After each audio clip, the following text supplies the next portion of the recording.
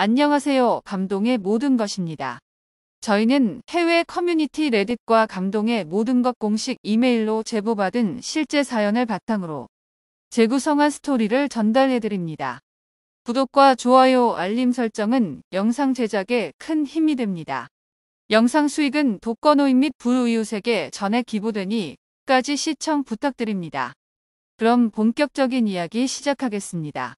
수많은 사람들이 이용하는 서울의 한 KTX 기차역.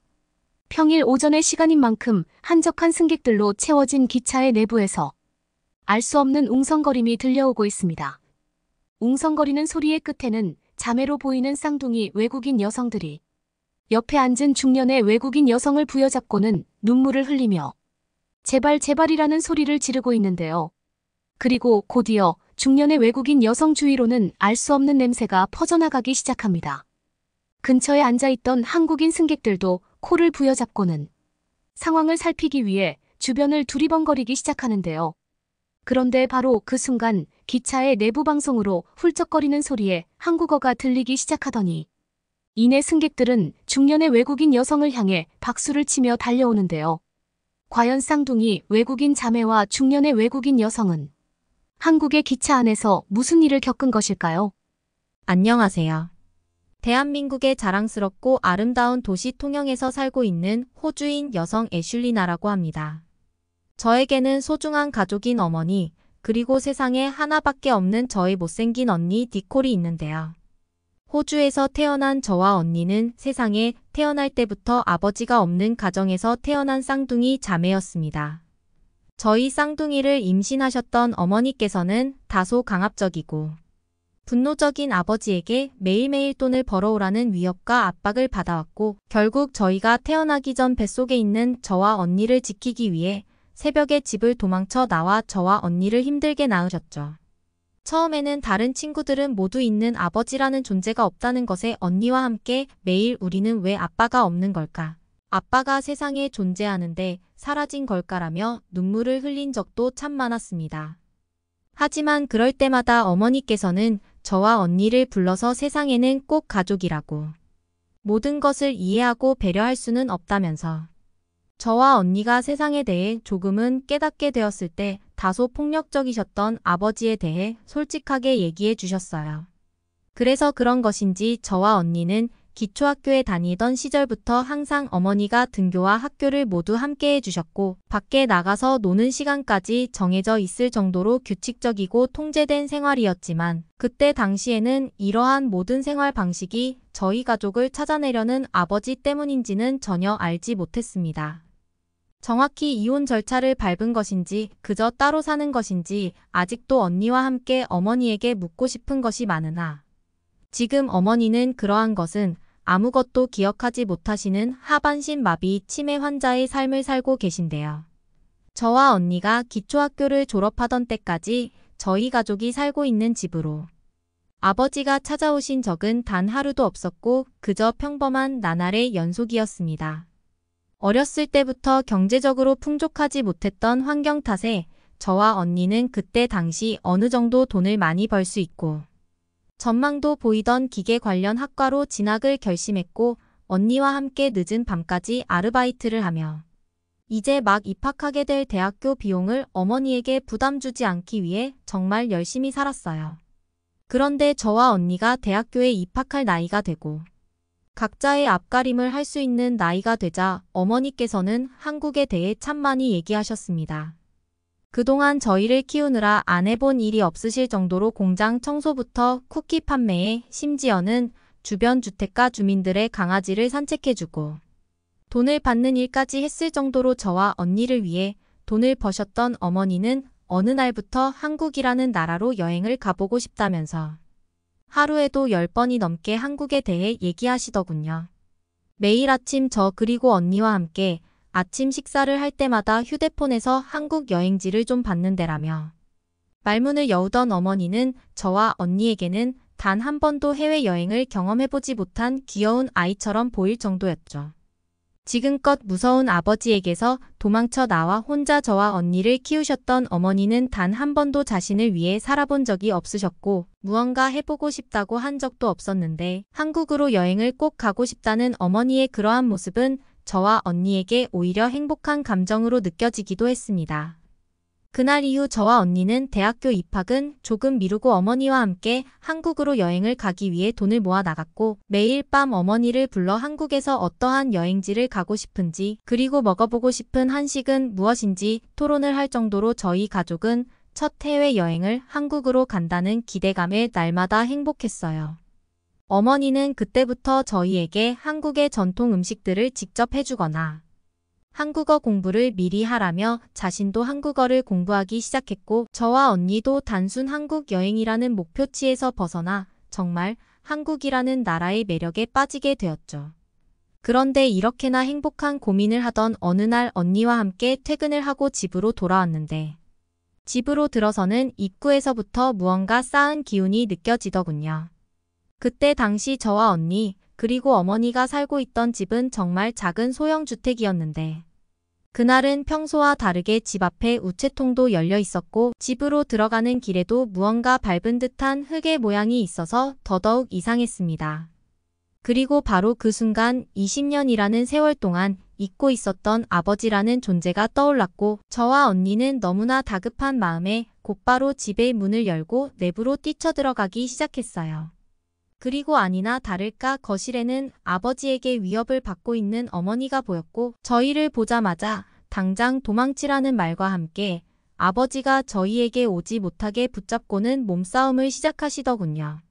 살면서 처음 본 저희를 태어나게 한 아버지의 얼굴은 주위 친구들의 아버지처럼 인자하고 평범한 얼굴이 아닌 어딘가 혼이 나간 듯한 사람의 표정을 하고 있었기에 저와 언니는 더욱 무서웠습니다.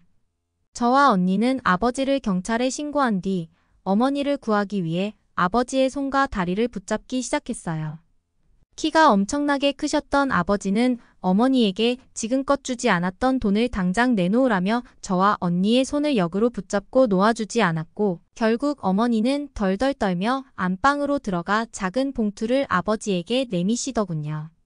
저는 절대 돈을 주지 말라고 고함을 질렀고 조금만 기다리면 경찰이 온다고 했지만 어머니는 그저 돈을 주고 지금의 문제를 빨리 끝내기만을 원하는 것 같았습니다. 결국 돈을 챙긴 아버지는 저희에게 욕을 하며 집안을 난장판으로 만든 뒤 사라지셨고 저와 언니는 바닥에 주저앉아 울고 있는 어머니를 껴안은 채 함께 오열할 수밖에 없었습니다. 미안하다는 말만 반복하시던 어머니의 모습을 보니 저와 언니 그리고 어머니가 처한 상황이 정확하게 인지되었고 이제 우리 가족이 사는 집까지 아버지가 알아차린 상황이었기 때문에 하루라도 빨리 이곳을 떠나야겠다는 생각만 들더군요. 시간이 지난 뒤 정신이 빠진 채로 함께 거실에 있던 어머니께서는 저와 언니를 불러 내일 당장 중국으로 떠나자는 이상한 소리를 하시기 시작했습니다. 처음에는 왜 중국이라는 나라로 가야 되는지 이해하지 못했지만 어머니께서는 아버지가 아는 사람이 전혀 없고 땅도 엄청나게 넓은 곳이 지금은 중국밖에 없다면서 그곳에 자기가 아는 친구가 있으니 잠깐 중국에서 거주하며 몸을 피하자는 제안이셨죠. 이제 막 호주의 대학교에 입학을 앞두고 있던 저와 언니는 조금 고민을 하긴 했지만 언제 찾아올지도 모르는 돈을 받아가기 위한 아버지의 난동에 결국 어쩔 수 없는 중국행 선택을 내리고 말았어요. 다음 날이 되자마자 곧바로 간단한 짐만 챙겨 중국으로 떠날 수 있는 항공권과 단기 체류 신청을 마친 저와 언니 그리고 어머니는 집에 사람이 사는 것 같은 흔적을 남겨둔 채 잠시 언니의 친구 집에서 대기하게 되었습니다. 그리고 약 일주일이 지난 뒤 저희 가족은 중국의 한 도시에 도착할 수 있었어요. 어머니가 알고 계시던 친구분께서는 저희를 따뜻하게 맞이해 주셨고 저희 가족의 사정도 알고 계신 분이라 더더욱 마음이 놓였습니다. 어머니께서도 이제는 더는 아버지가 찾아올 수 없는 나라에 있다는 생각에 한결 마음이 편해 보였죠. 하지만 저와 언니가 중국에서 다닐 수 있는 대학교는 그렇게 많지 않았습니다.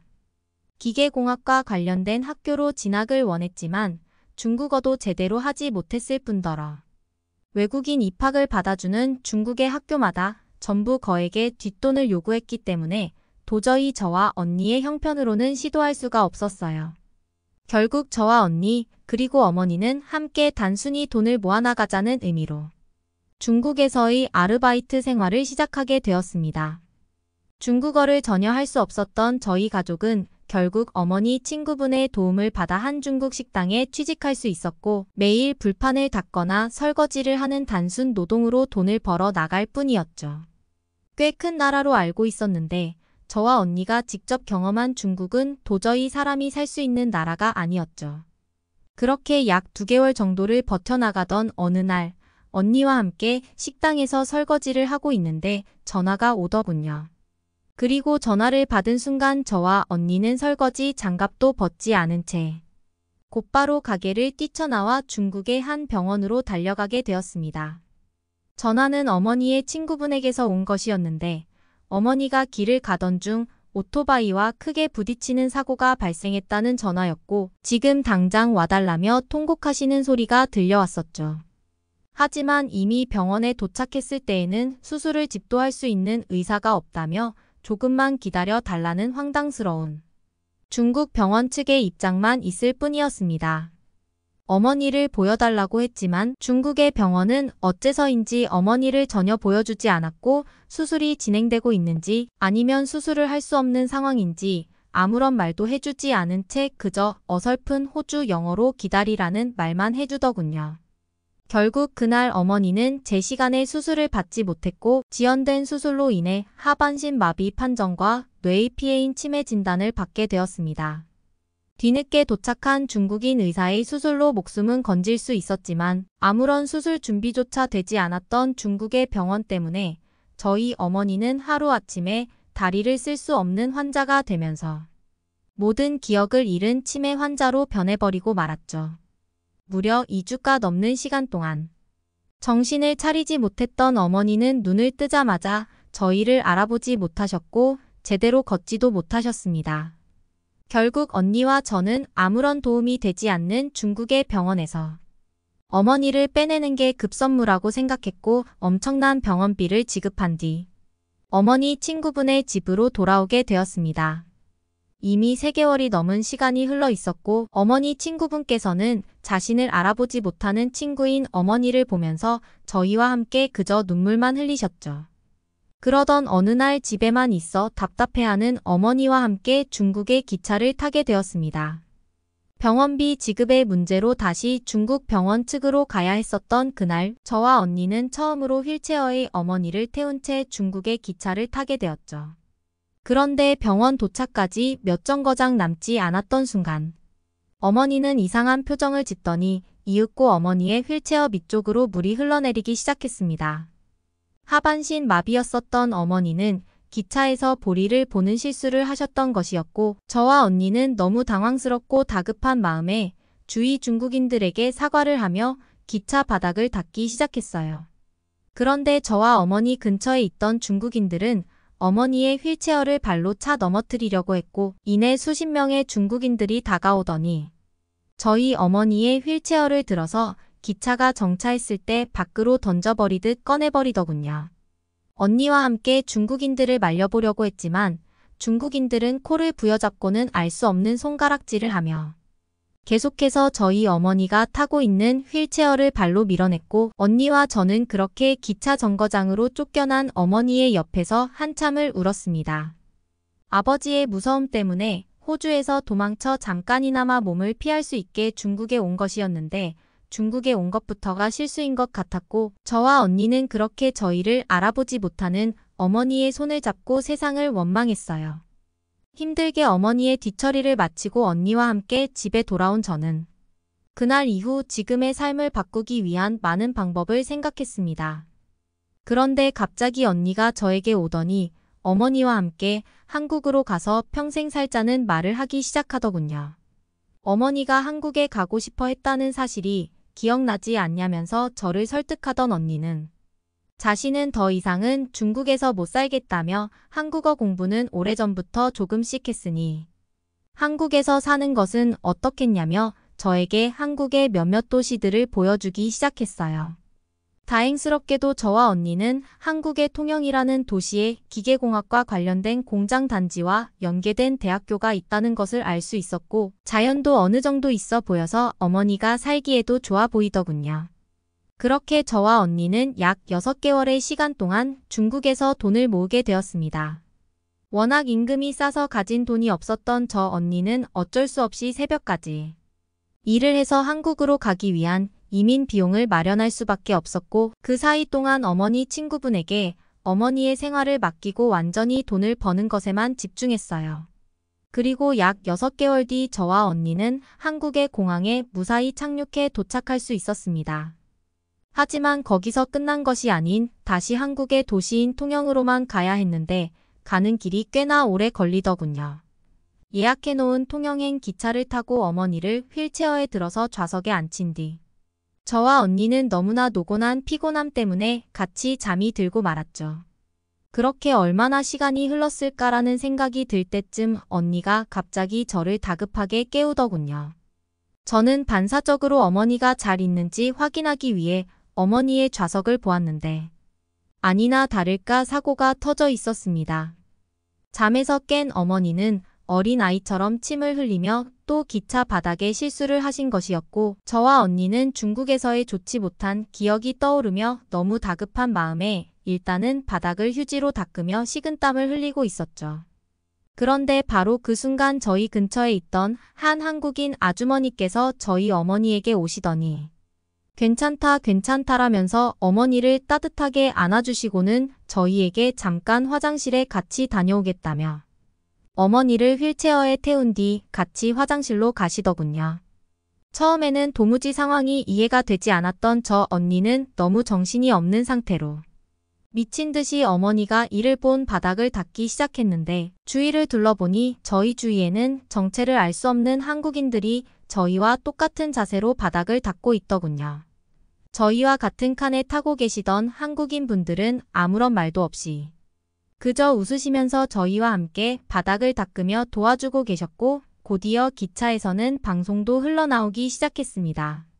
방송을 진행한 기관사분께서는 잠깐 기차 내부에 도움이 필요한 상황이 발생했다면서 정거장에 조금 더 오래 정차하신다는 방송을 해주셨고 곧이어 저희 칸에는 기차 승무원분도 오셔서 저희를 다독여주시고는 함께 어머니가 앉으셨던 좌석을 치워주셨어요.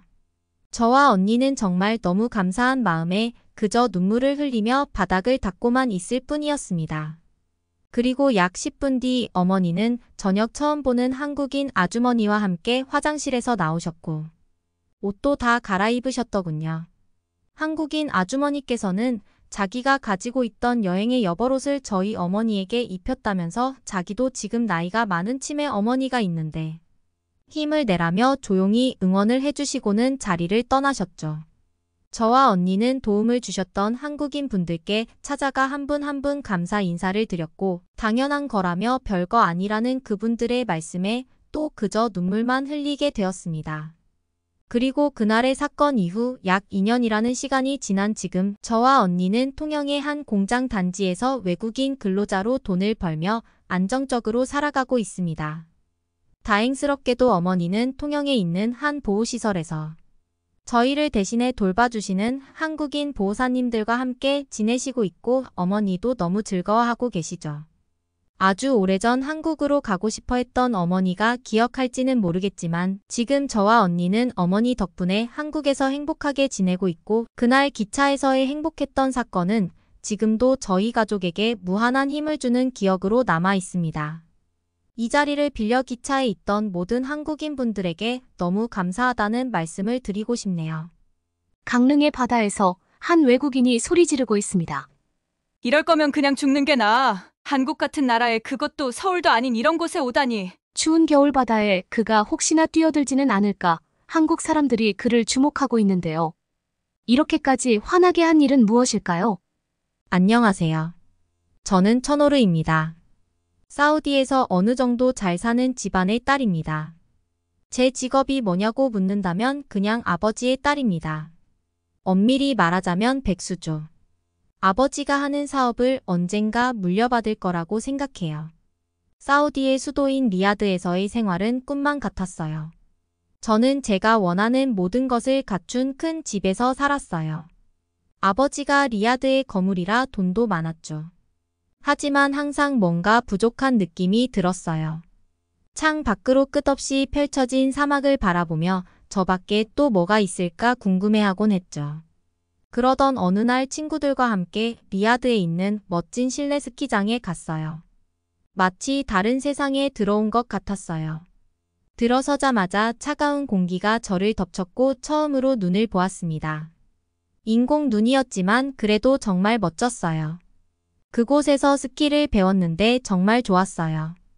리야드의 시끄럽고 분주한 거리와는 완전히 다른 조용하고 평화로운 분위기였어요.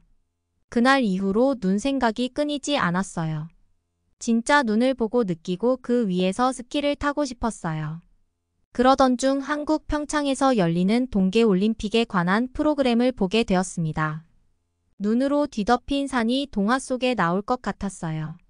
자연 눈을 경험해보고 싶었어요. 설산에서 스키를 타고 내려오는 선수들, 보드 묘기를 부리는 선수들, 얼음을 가르고 달리는 스피드 스케이팅, 쇼트트랙, 아이언맨, 윤성빈 선수까지 저는 완전히 강원도에 꽂혔어요.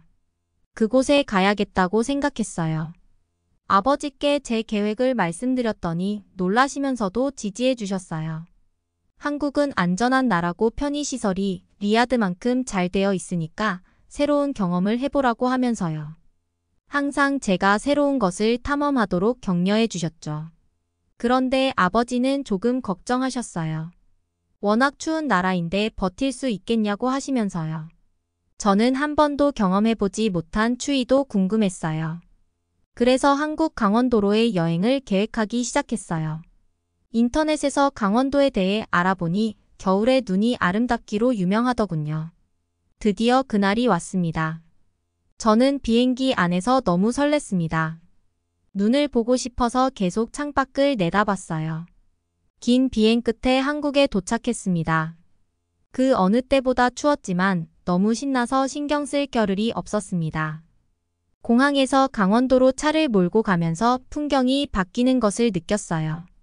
도시가 마을로 바뀌고 눈이 덮인 아름다운 시골로 바뀌었죠. 마치 새로운 세상에 들어온 것 같았어요. 리야드의 사막과는 다르게 산이 가득했어요.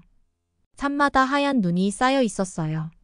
제가 본 것 중 가장 아름다운 광경이었어요. 따뜻하고 포근한 느낌의 아늑한 호텔에 도착했습니다. 그곳 사람들은 정말 친절했어요. 저를 보면 미소를 지으며 인사를 건넸고 한국말을 할 줄 몰랐지만 집처럼 편안하게 대해 주었어요. 호텔에 들어서자마자 저는 로비의 웅장함에 압도당했습니다. 사우디에서 비싼 호텔들을 다 다녀봤지만 결코 그에 뒤지지 않았어요. 바닥은 광택이 나는 대리석으로 되어 있었고 우아한 샹들리에서 나오는 은은한 황금빛 빛이 반사되었습니다. 벽면에는 한국의 유구한 역사를 담은 한국 전통 예술 작품이 장식되어 있었습니다. 공기에는 은은하고 기분 좋은 향기가 가득했고 잔잔한 멜로디가 흘러나와 고요한 분위기를 연출했습니다. 체크인 절차는 매끄럽고 효율적으로 진행되었고 직원은 세계적인 수준의 스파 피트니스 센터, 세계 각국의 요리와 한국 전통 요리를 모두 맛볼 수 있는 다양한 레스토랑 등 호텔이 제공하는 다양한 편의시설에 대해 설명해 주었습니다. 객실에 도착하자마자 쳐오르는 감탄을 금치 못했습니다. 객실은 넓고 우아하게 꾸며져 있었으며 큰 창문으로 강릉의 아름다운 겨울 바다를 감상할 수 있었습니다. 침대는 넓고 안락했으며 최고급 침구로 장식되어 있었습니다. 무엇보다도 그의 눈길을 사로잡은 것은 테이블 위에 놓인 한국 전통 닭이 세트였는데 럭셔리함과 문화유산을 연결한 세심한 배려가 돋보였습니다. 호텔 스파를 방문하면서 행복은 더해졌어요. 스파는 한국 전통 사우나, 즉 찜질방에 있는 오아시스였는데요. 다양한 종류의 사우나와 탕을 경험하며 각기 다른 방식으로 긴장을 풀었습니다. 물을 담그고 있는 몸은 따뜻한데 머리는 차가워서 답답한 느낌이 들지 않았어요. 비행의 긴장을 풀 수 있는 최고의 휴식이라고 생각했어요. 현대적 럭셔리와 한국 전통 웰니스의 결합은 그를 매료시켰습니다. 저녁 식사는 그 자체로 경험이었어요. 호텔의 루프탑 레스토랑은 도시의 멋진 파노라마 뷰를 제공할 뿐만 아니라 훌륭한 요리를 제공했습니다. 시각적인 즐거움과 풍미가 가득한 비빔밥을 맛보았습니다. 한식에 대한 그의 관심을 눈치챈 스태프들은 그가 맛본 각 요리의 유래와 재료에 대해 설명해 주었고 저는 감탄사를 연발하지 않을 수 없었어요. 이후 객실 창가에 앉아 도시의 불빛을 바라보며 경험을 회상했습니다. 5성급 호텔에서의 숙박은 단순히 럭셔리함을 즐기기 위한 것이 아니라 우아함과 전통, 완벽한 서비스가 조화를 이룬 한국식 환대의 세련된 면모를 경험하기 위한 것이었습니다. 쳐오르는 한국의 아름다움이 풍경과 문화에만 있는 것이 아니라 방문객에게 깊은 인상을 남기는 세계적 수준의 경험을 선사하는 능력에도 있다는 것을 깨달았습니다. 그날 밤 저는 잠을 이룰 수 없었습니다. 창밖으로 달빛 아래 눈 덮인 산을 계속 바라봤어요. 제 인생에서 가장 멋진 일이 시작될 것만 같았어요. 나는 일찍 일어나서 매우 흥분했습니다. 제 인생에서 이렇게 많은 눈을 본 적이 없었어요. 아침을 간단히 먹은 후 저는 그냥 걸어다니며 둘러보기로 했습니다. 제 인생에서 겨울바다라는 말은 없었는데 겨울바다를 처음 경험해봤어요. 공기는 차가웠고 숨을 쉴 때마다 상쾌한 기분이 들었어요. 저는 작은 마을을 걸으며 눈으로 덮인 동네 상점과 집들을 구경했습니다. 한옥의 지붕은 마치 하얀 모자를 쓴 것처럼 보였습니다. 저절로 미소가 지어졌습니다. 그때 눈이 내리기 시작했습니다. 저는 정말 행복했어요. 스키장에 가야만 눈을 볼 수 있는 게 아니라 하늘에서 눈이 내리는 모습을 처음 봤거든요. 처음에는 녹아내리던 눈이 곧 눈이 쌓이기 시작했습니다. 저는 거기 서서 눈송이가 제 얼굴에 떨어지는 것을 지켜봤어요. 마법 같았어요. 눈송이는 리야드의 스키 리조트에서 보던 눈송이와 너무 달랐어요. 더 부드럽고 가벼웠고 더 현실적으로 느껴졌어요. 눈이 손에서 녹아내리는 차가움에 기분이 좋았어요. 걷다가 작은 카페를 우연히 발견했어요. 눈 위에서 반짝이는 조명이 너무 따뜻하고 매력적으로 보였어요. 저는 들어가서 호떡이라는 메뉴를 주문했습니다.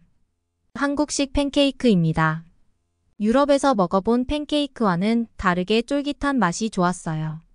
아이스크림을 같이 올려 먹으니까 환상적인 맛이었어요.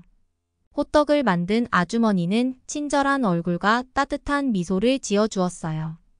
영어는 잘 못했지만 벽에 걸린 지도를 가리키며 강원도에 가볼 만한 곳을 알려주었습니다. 저는 그 아주머니께 감사의 인사를 드리고 꼭 그곳을 방문하겠다고 약속했습니다.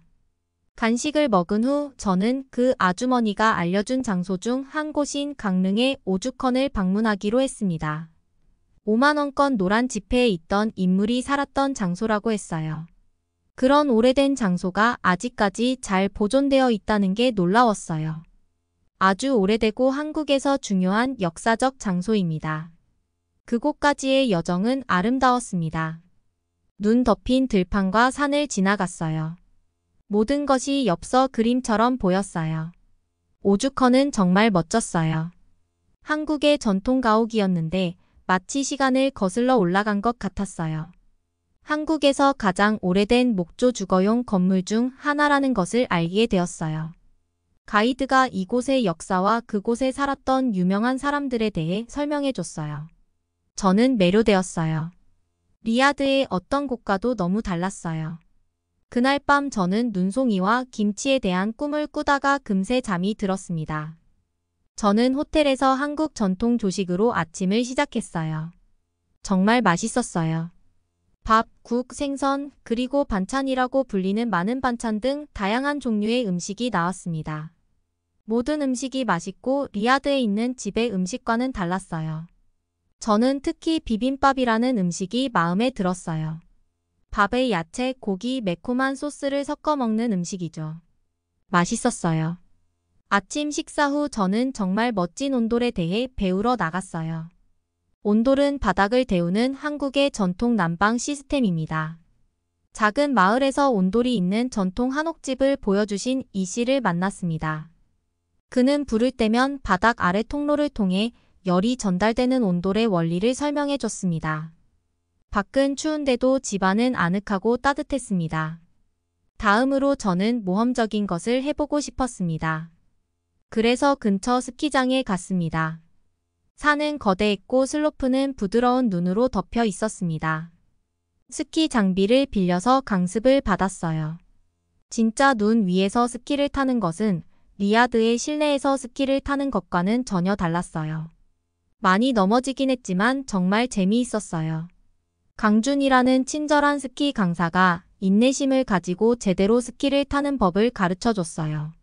그는 포기하지 않는 한국인의 정신과 그것이 동계올림픽에서 선수들에게 어떻게 도움이 되었는지에 대해 이야기해 주었습니다. 추워진 저는 저녁에 이 추천해준 한국 전통 찻집을 방문했습니다. 평화로운 분위기의 작은 찻집에서 다양한 종류의 한국 차를 맛보았습니다.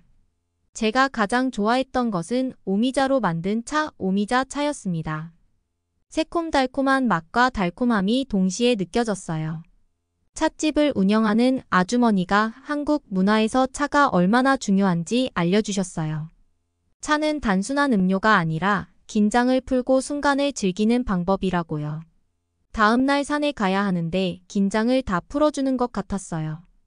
하루는 모든 것을 덮은 새하얀 눈으로 시작되었습니다. 온 세상에 하얀 이불이 부드럽게 덮인 것 같았어요. 저는 야외에서 하루를 보내며 최대한 많은 겨울을 경험하기로 했습니다. 그날 밤 호텔로 돌아와서 하루 동안의 모든 경험에 대해 생각했습니다. 고요한 하이킹, 편안한 사우나, 얼음 낚시의 짜릿함, 새로운 친구들과 함께한 게임의 즐거움까지.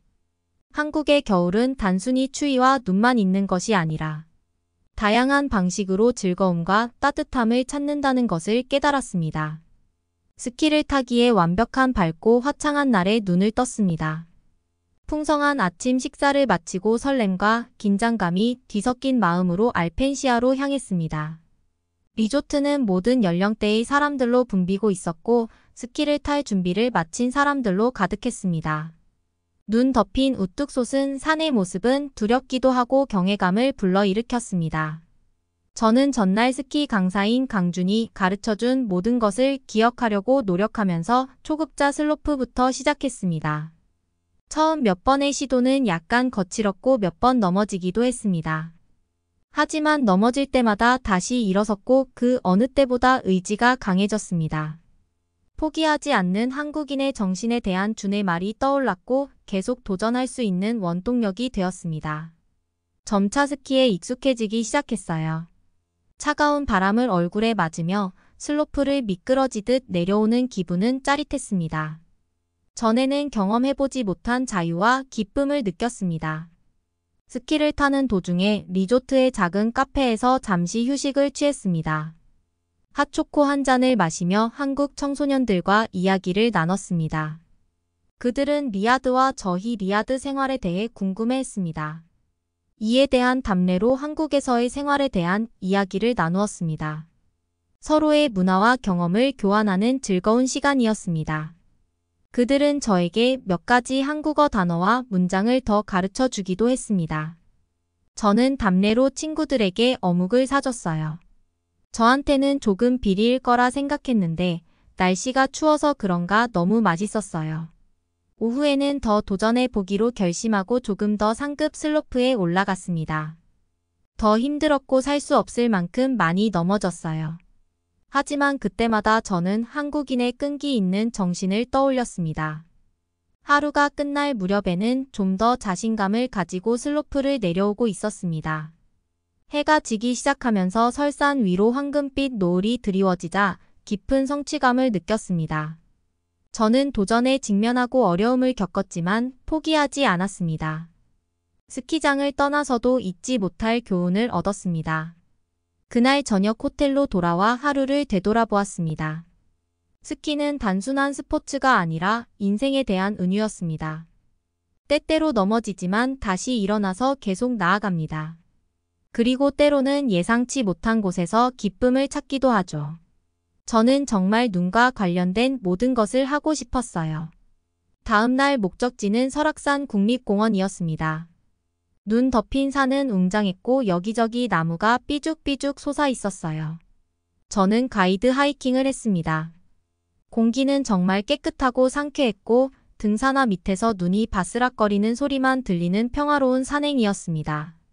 가이드 김 선생님은 산에 대한 이야기, 한국에서 산이 어떻게 신성하게 여겨지는지, 그리고 산에 사는 다양한 야생동물에 대한 이야기를 들려주셨어요.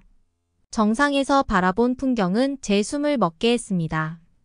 맑고 푸른 하늘 아래 끝없이 펼쳐진 눈 덮인 봉우리들이 보였습니다. 시간이 멈춰버리고 싶은 순간이었습니다. 모래로 덮여 있는 산을 보는 것과 눈으로 덮여 있는 산을 보는 건 정말 달랐어요. 그리고 정상에서 컵라면을 먹었습니다. 하이킹을 마치고 한국 사람들이 새해에 먹는 떡국 한 그릇으로 몸을 녹였습니다. 맛도 좋고 속까지 따뜻해지는 느낌이었어요. 다음으로 저는 찜질방이라고 불리는 한국 전통 사우나를 방문했습니다. 정말 색다른 경험이었어요. 온도가 다른 다양한 방이 있었어요. 더운 방, 차가운 방, 심지어 벽 전체에 소금이 뿌려진 방도 체험해봤어요. 찜질방 유니폼도 입어봤는데 정말 편했어요. 그곳에 있는 사람들은 휴식을 취하고 수다를 떨고 심지어 잠을 자고 있었어요. 한국 사람들이 추운 겨울에 어떻게 긴장을 푸는지 알 수 있는 좋은 경험이었습니다.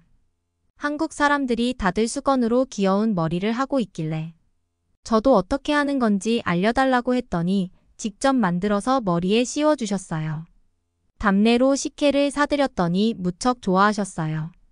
저도 같이 마셨는데 몸은 따뜻하고 음료는 시원해서 천국에 온 것 같았습니다. 저녁이 다가오자 저는 현지에서 열리는 얼음 낚시 축제로 향했습니다. 정말 재미있었어요. 얼음에 구멍을 뚫고 송어 낚시를 하는 방법을 배웠어요. 가장 좋은 점은 제가 물고기를 잡았어요. 거기서 바로 요리해서 간장과 와사비를 곁들여 먹었어요. 제가 먹어본 생선 중 가장 신선했어요. 전 세계 산의 진미를 다 먹어봤는데 이런 날 생선은 처음 먹어보는 거였어요. 식감이 독특해서 기가 막힌 맛이었어요. 축제에는 얼음 조각도 있었고 화려한 조명으로 장식된 얼음 조각도 있었어요. 가족과 친구들이 겨울 액티비티를 즐기는 모습에 곳곳에서 웃음이 끊이지 않았습니다.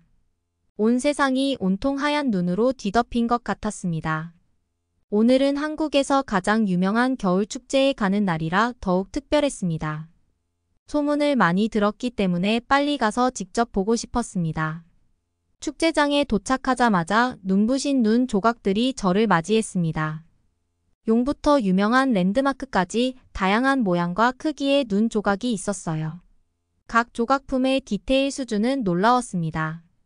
예술가들이 이 얼음 조각을 만들기 위해 전 세계에서 모여들었죠. 저는 경외감을 느끼며 사진을 찍고 창의력에 감탄하며 돌아다녔습니다. 축제는 사람 웃음, 즐거움으로 가득했습니다. 가족들은 썰매를 타고 연인들은 손을 잡고 산책하고 아이들은 눈싸움을 벌이고 있었습니다. 경쾌한 분위기가 가득했고 저도 그 흥겨움에 휩쓸려가는 것을 느꼈습니다. 저녁이 되자 축제는 변모했습니다. 조명이 켜지면서 눈 조각상들이 아름다운 색으로 빛났어요. 환상적인 광경이었어요. 마치 동화 속에 들어온 것 같았어요. 따뜻한 음식과 음료를 파는 노점들이 있었고 저는 제가 사랑에 빠졌던 달콤한 호떡을 먹어보았습니다. 제가 기억하는 것처럼 맛있었어요. 저녁의 하이라이트 중 하나는 불꽃놀이였습니다. 하늘이 형형색색으로 물들고 눈에 반사되어 더욱 아름다웠습니다. 주변 사람들이 모두 탄성을 질렀고 저도 어쩔 수 없이 동참했습니다. 순수한 행복의 순간이었죠. 그날 밤 호텔로 돌아가는 길에 밖은 춥지만 안은 따뜻함과 즐거움으로 가득 찬 한국의 겨울을 완벽하게 표현한 축제였다는 생각이 들었습니다. 빛과 웃음, 그리고 새로운 우정으로 가득 찬 하루, 결코 잊지 못할 하루였습니다. 해가 지기 시작하자 저는 눈 덮인 조용한 공원을 산책했습니다. 그 고요함에 마음이 편안해지면서 한국에서의 시간을 되돌아보았습니다. 만났던 사람들, 먹었던 음식, 보았던 풍경들이 떠올랐습니다. 각각의 기억은 눈송이처럼 저마다의 방식으로 독특하고 아름다웠습니다. 이번 여행은 단순히 눈과 모험을 찾아 떠난 여행이 아니라는 것을 깨달았습니다. 자아 발견과 문화 이해의 여정이었습니다. 한국은 저에게 기대했던 것보다 훨씬 더 많은 것을 주었습니다. 저는 이후에 아버지가 투자를 해야 할 일이 있다면 반드시 사우디 사람들을 위한 겨울 관광 프로그램을 만들어야 한다고 말씀드릴 거예요. 새로운 관점과 새로운 친구들, 그리고 저와 전혀 다른 문화에 대한 새로운 인식을 갖게 해주었습니다. 네덜란드의 한 IT 기업. 자네의 상황이 안타깝기는 하지만 지금 자네는 판단력이 너무 흐려진 것 같아. 원래 뇌라는 게 한 번 망가지면 세계 최고의 의사가 오더라도 절대 고칠 수 없는 거야. 그런데 네덜란드도 아니고 한국에 가겠다니? 세계 최고라 자부하는 네덜란드 기업에서 근무하던 직장 동료들은 뇌를 치료받기 위해 한국에 가겠다는 말을 부정적으로 생각하고 있습니다. 하지만 그럼에도 소신 있게 한국으로 향했던 이 네덜란드 여성은 한국 덕분에 새 삶을 살 수 있게 되었다고 하는데요. 과연 그에게는 무슨 일이 있었던 걸까요? 안녕하세요. 저는 네덜란드의 ASML 기업에서 근무하는 40대 프로그래머입니다. 저는 프로그래머로서 지난 15년 동안 일해왔어요. 세계적으로 알려진 ASML 기업에서도 근무하며 경력을 쌓았고 나름대로 업계에서 인정받으며 경제적으로도 꽤 안정을 찾았죠. 저와 비슷한 시기에 활동한 개발자 중에는 수천억 가치의 기업을 창업해 부자가 된 친구들도 있지만 저는 일개 개발자의 삶에도 충분히 만족하고 있었어요. 비슷한 나이대의 다른 사람들보다는 확연히 높은 연봉을 받았고 최신식 전기자동차와 교외의 단독주택까지 얻을 수 있었죠. 결혼은 안 했지만 항상 여자친구가 있었기에 외롭지는 않았어요. 한 가지 아쉬운 점은 IT 기업 특유의 경쟁적인 문화였죠. 네덜란드의 IT 기업들 그중에서도 ASML 기업은 경쟁과 혁신을 통한 성장을 추구하기에 멈춰있는 때가 없는 경우가 많아요. 더욱이 디지털 기술은 그 발전 속도가 매우 빠르기 때문에 개발자들은 언제나 실패를 진단하고 보다 빠른 발전 속도와 유연성을 갖추도록 노력해야 하죠. 저도 이러한 도전적인 문화가 익숙한 편이기는 하지만 간혹 지나친 업무와 피로감에 지칠 때가 많았어요. 특히 개발이라는 업무는 신체적인 작업뿐만 아니라 정신적인 부담도 크기 때문에 종종 두통에 시달리고는 했죠. 하지만 근무 시간이 유연하고 성과급도 높은 데다 수평적이고 전문성을 갖춘 업무가 마음에 들기도 했어요. 아직은 20년 넘게 일할 수 있을 거라 믿었죠. 그런데 언제부터인가 몸에서 이상 신호가 발생하기 시작했어요. 처음에는 가벼운 두통 정도였으나 점차 관자놀이를 찌르는 심각한 통증으로 발전했어요. 타이레놀 등의 진통제를 복용해도 그 순간만 괜찮아질 뿐 근본적인 해결책이 되지 않더라고요. 여기에 종종 현기증이 생기더니 귀가 잘 안 들리거나 눈앞이 캄캄해지는 증상이 나타났어요. 몸이 필요한가 싶어서 며칠간 휴식도 취해봤지만 크게 개선이 되지는 않았고 막 프로젝트가 시작된 참이라 오랫동안 손을 놓을 수도 없었죠. 다시 업무를 재개해봤으나 사소한 것이 잘 기억이 나지 않고 업무에 집중하기 힘들어지면서 정서적인 불안증까지 생겼어요. 아무런 이유 없이 모든 일이 잘못될 것 같은 무력감이 찾아왔죠. 어느 아침엔 속이 메스꺼워져 구토를 하다가 발작으로 쓰러지기까지 했어요. 그제야 정말 몸에 큰일이 생긴 거라 직감했죠. 병원에 찾아가 검사를 받은 뒤 뇌종양 판정을 받았어요. MRI로 촬영한 필름을 보니 두뇌 사이에 아주 조그마한 용종 같은 게 있더라고요. 어째서 이런 것이 생겼는지 의사에게 묻자 정확한 원인은 모르겠지만 암과 같이 이상 증식하는 세포가 비정상적으로 분열한 결과라더군요. 다른 암과 마찬가지로 몸의 면역력이 줄어들어서일 수도 있고 유전적인 원인 혹은 방사선이나 유해물질 등에 노출되는 등의 현상이 원인이 될 수 있다고 하는데 워낙에 원인이 복합적인 병이다 보니 추적이 어렵다고 했어요. 병원에서는 곧장 입원하는 걸 추천했어요. 뇌종양을 방치하면 증상이 점차 악화할 수 있는 데다 신경학적 손상을 입원해 특정 부위나 기능이 영구적 손상을 입을 수 있다더군요. 특히 뇌는 우리 몸의 신경물질이 밀집된 곳이라 신체 어느 곳에서 문제가 발생할지 예측하기 어렵다고 했어요. 심각하면 완전히 시력이나 청력, 운동 능력을 잃어버릴 수 있다는 말에 저도 곧바로 회사에 연락해 휴직을 신청했죠. 아무리 경력이 중요하다 해도 건강을 잃을 수는 없는 일이니까요. 저는 이미 뇌종양이 상당히 진행된 상태였어요. 약물이나 보존 치료보다는 수술을 통해 종양을 제거하는 게 적합했죠. 우선은 방사선 치료와 약물을 이용한 화학치료로 종양의 크기를 줄인 뒤 절개 수술을 통해 뇌 안의 종양을 완전히 제거했어요. 생명이 위험할 만큼 쉽지 않은 수술이었고 수술이 성공한 후에도 1년 넘게 재활치료 받아야 했어요. 다시 걷는 법부터 손과 발을 움직이는 방법과 대화하는 방법까지 다시 익혀야 했죠. 그래도 빠른 조치를 받은 덕분에 3년 뒤엔 업무 일선에 복귀할 수 있었어요. 하지만 신체가 완전히 회복된 건 아니었죠. 뇌종양 치료는 뇌에서 발생한 암 조직의 일부를 제거하는 것이며 이 과정에서 정상세포를 손상할 가능성도 다분하기에 수술 후 어느 정도 신경장애가 발생할 수 있어요. 저 역시 시간이 지나도 회복되지 않는 문제점이 있었죠. 우선은 기억력과 집중력이 저하되는 인지장애 문제가 발생했는데 세세한 코드를 다루고 버그와 오류를 고쳐야 하는 개발 업무에 상당한 불편이 됐어요. 의사 말로는 방사선 치료받는 도중 뇌세포가 손상됐을 가능성이 있다고 하더군요. 게다가 근력이나 운동장애도 발생했는데 가만히 있는데도 손과 발이 떨리는 증상이나 몸의 균형을 잘 잡지 못하게 되는 문제가 발생했어요. 어떨 땐 가만히 누워있거나 앉아있기도 어려울 만큼 현기증이 나서 혼자서 거동이 불편할 때도 있었죠. 게다가 시간이 지날수록 이러한 증상이 심각해졌어요. 언제 발생할지 모를 낙상이나 추락사고가 걱정됐죠. 게다가 호르몬의 이상으로 피곤해지는 때가 많았고 우울감이나 불안증 같은 정서적 변화에 시달리는 때가 늘어났어요. 거의 언제나 심리적 스트레스와 부담감을 안고 살아 성격 자체도 짜증스럽게 변했죠. 저를 알던 주변 사람들은 저라는 사람이 망가지는 걸 안타까워했어요. 하지만 제가 다니던 병원에서는 더는 도와줄 것이 없다며 천천히 몸을 회복하는 것이 최선이라고 했죠. 저는 시간이 지날수록 걱정이 됐어요.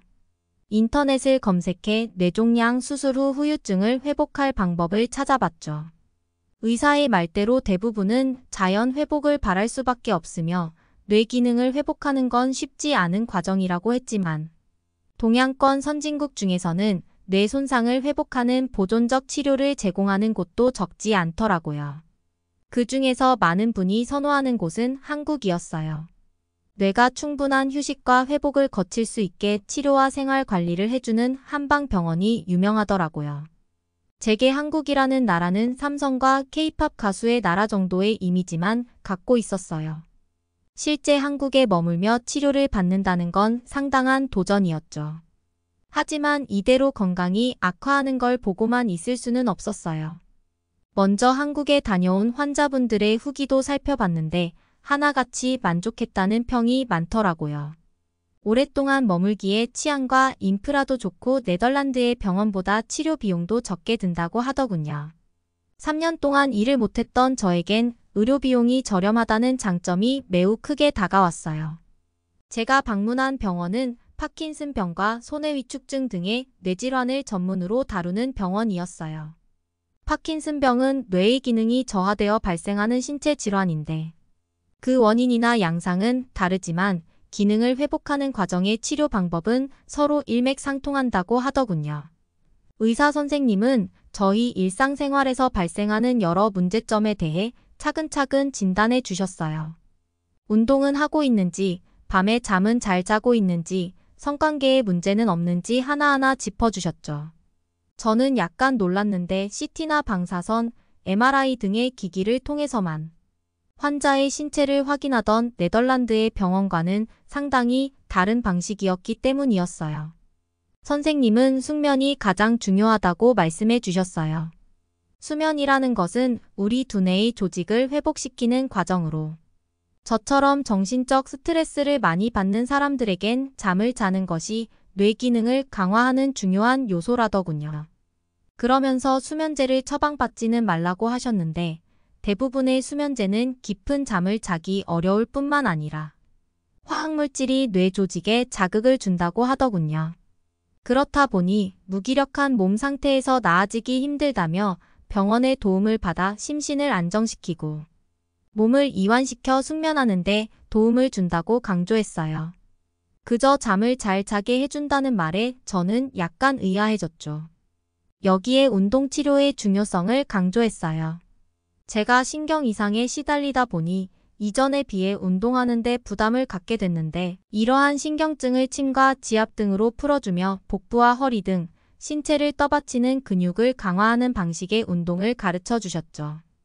헬스장에서 하는 웨이트 트레이닝 같은 것은 아니었고 각종 기구를 이용한 스트레칭이나 간단한 근력 운동 방식의 치료 프로그램이었어요. 처음에는 별것 아니라고 생각했지만 계속하다 보니 특정 근육에 자극이 오며 몸이 뜨거워지고 땀이 흘러나왔죠. 몸을 많이 움직이지도 않고 운동 효과를 보는 게 신기했어요. 간호사분들이 운동 성과와 횟수를 기록하고 증상의 변화를 확인하는 등 관리 면에서도 철저했죠. 심리적 두려움과 부담감에 대한 상담도 진행해 주셨어요. 선생님 말씀이 수면제와 마찬가지로 항우울제와 안정제도 뇌의 조직을 해친다더군요. 약에 의존할 경우 안정 효과가 빠르게 찾아오지만 나중에는 내성이 생겨 더욱 많은 약을 먹어야 하고 신체에 미치는 악영향이 커져 의존성이 발생할 수 있다고 하더라고요. 그 대신 명상과 상담을 통해 고민을 해결하고 스트레스를 줄일 수 있는 방법을 찾아주신다고 했어요. 의무적으로 하는 상담이 아닌 저희 깊은 내면에 담긴 스트레스를 얼마든지 털어놓을 수 있게 배려해 주셨죠. 저는 상담을 하며 몇 번이나 감동을 받았어요. 환자를 그저 치료 대상으로만 보는 네덜란드와 달리 환자인 저를 인간적으로 공감해 주시는 점이 너무나 고마웠어요. 그렇게 한두 달이 지나자 서서히 몸이 가벼워지기 시작했어요. 잠을 잘 자다 보니 매일 아침이 개운했고 온종일 몸의 활력이 돌아 사고방식까지 점차 긍정적으로 변화하더군요. 더욱이 매일 규칙적인 운동을 한 덕분에 신체의 근육과 관절이 튼튼해지며 이전처럼 손발이 떨리거나 어지럼증에 시달리는 경우가 줄어들게 됐어요. 모든 치료법이 약물과 수술에 의존하지 않고 생활 습관을 개선한 결과라는 점이 놀라웠죠. 선생님 말씀이 뇌종양의 경우 암세포가 재발하지 않게 관리하는 것이 중요하다고 했어요. 수술을 통해 종양을 제거해도 얼마든지 같은 문제가 재발할 수 있는데 이를 억제하기 위해서는 신체의 면역력을 강화하는 것이 핵심이라 하더라고요. 정상세포가 건강해야 암세포의 증식을 막을 수 있고 몸을 보다 안정된 상태로 유지할 수 있다고요. 잠을 잘 자고 식습관을 개선하고 정신적 스트레스를 줄이는 건 이처럼 몸의 건강을 개선하는 첫 번째 단계랬어요. 여기에 지속적인 운동을 통해 체력을 다져야 한다고 하셨죠. 이제 저는 과도한 업무를 피하려고 해요. 일과 업무의 균형을 찾아 뇌세포가 부담받는 일을 줄이려고 하고 있죠. 어느 한쪽에만 치우쳐 생활의 균형을 잃어버리다 보면 언제 또 건강이 악화하는 현상이 발생할지 몰라요. 이러한 삶의 지혜를 깨우치고 건강을 되찾게 해준 한국의 의료 서비스에 감사드리며 이만 사연을 마칠게요. 오늘의 사연은 여기까지입니다. 응원이나 남기고 싶은 말이 있으시면 댓글로 남겨주세요. 사연자분께 전달해 드리겠습니다. 저희 감동의 모든 것은 실제 사연 제보를 받고 있습니다. 채택되신 분께는 선물도 드리고 있습니다. 저희의 사연이 여러분의 하루의 작은 힘이 될 수 있었으면 좋겠습니다. 지금까지 한국의 감동적인 이야기를 전해드리는 감동의 모든 것이었습니다. 구독과 좋아요를 눌러주시면 영상 제작에 큰 힘이 됩니다. 감동적인 사연을 주변 사람들에게 공유하고 함께 이야기 나눠보세요. 끝까지 시청해주셔서 감사합니다. 더욱 더 좋은 영상으로 찾아뵙겠습니다.